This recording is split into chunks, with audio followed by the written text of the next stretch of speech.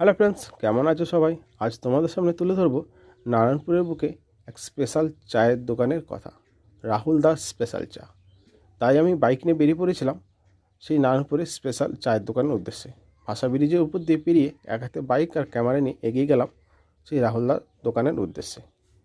এই নারায়ণপুরে নতুন বাজারে 3 রাস্তার মোড়ে ঠিক কেন্দ্রবিন্দু স্থলে রাহুল দাস স্পেশাল চায়ের দোকান। দাদা নিজের হাতে খুব সুন্দরভাবে চা তৈরি করে সকলকে সার্ভ করে থাকেন। শুধু চা নয়, চায়ের সঙ্গে আরও অনেক রকমের মুখরোচক খাবারও বিক্রি হয় এই ছোট্ট দোকানটায়। দাদা খুব সুন্দরভাবে সাজিয়ে রেখেছে দোকানটিকে। যদি আমি চা খাইনি, তাই দাদা বললে একটা বিস্কুট অন্তত খাও। তাই আমি বিস্কুটটা নিয়ে একটু জল খেয়ে নিলাম। আর দাদা যেমনি মুখের মিষ্টি হাসি, তেমনি চায়ের টেস্ট অতুলনীয়। যারা এই ভিডিওটা নারায়ণপুর ও তার পার্শ্ববর্তী এলাকা থেকে দেখছো, অবশ্যই কিন্তু একবার দাদার দোকানে এসে ট্রাই করো। দাদার দোকানে ভিড় তো সবসময় লেগেই আছে। তো এটা কোনো প্রমোশন ভিডিও নয়, আমার একটা ভালো লাগা এবং দাদার ভালোবাসার ভিডিও।